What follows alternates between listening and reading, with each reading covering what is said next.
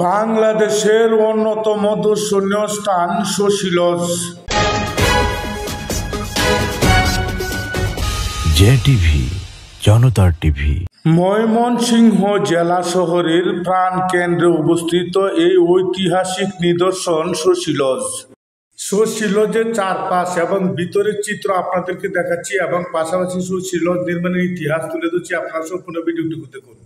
মুক্তাগাছা জমিদার বংশের উত্তরসূরি নিঃসন্তান মহারাজা সূর্যকান্ত আচার্য চৌধুরী তার দত্তক পুত্র শশীকান্তের নাম অনুসারে ময়মনসিংহ শহরের শশীলজ নামে বিলাসবহুল এই দ্বিতল প্রাসাদ নির্মাণ করেন।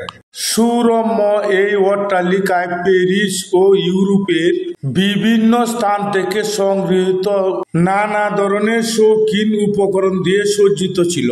কিন্তু 1897 সালের জুন মাসে প্রবল ভূমিকম্পে বিলাসবহুল এই ভবনটি ভেঙে পড়ে। ভেঙে যাওয়ার পর 1905 খ্রিস্টাব্দ হতে 1911 খ্রিস্টাব্দ এর মধ্যে মহারাজ শশীকান্ত পুনরায় একতলা বিশিষ্ট স্থাপনাটি নির্মাণ করেন। প্রায় 9 একর জায়গা জুড়ে বিস্তৃত প্রাসাদটির প্রবেশ মুখে রয়েছে অর্ধাবৃত্তাকার খিলানাকৃতির প্রবেশ তোরণ।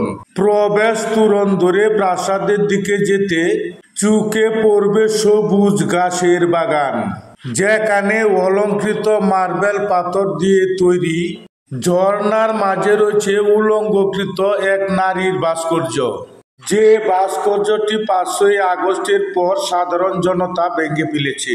বর্তমানে এই উলঙ্গ নারীর ভাস্কর্যটি আর নেই। মূল ভবনের পিছন দিকে দক্ষিণ পাশে রয়েছে বড় একটি পুকুর।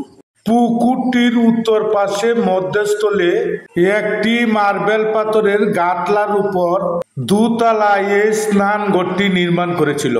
প্রাসাদের অভ্যন্তরে ছিল মার্বেল পাথরের অলঙ্করণে তৈরি একটি চমৎকার ঝর্ণা, কাঠের মেঝে দ্বারা নির্মিত বলরুম।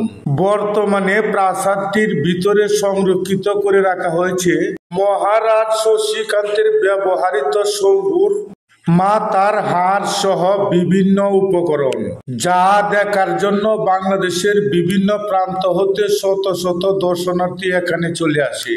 প্রাসাদের ভিতরে আলোকসজ্জার জন্য ছিল বড় বড় ঝাড়বাতি। বিলাসবহুল এই প্রাসাদটির দরজায় এবং জানালায় ছিল রঙিন কাচের পাতের উপর অত্যন্ত চমৎকার অলঙ্করণ।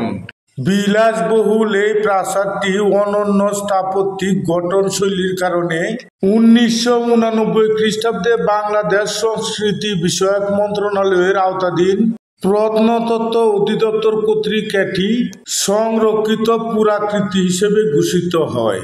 বর্তমানে শশীলজ ময়মনসিংহবাসীর জন্য বিনোদন স্পট হিসেবে পরিচিত।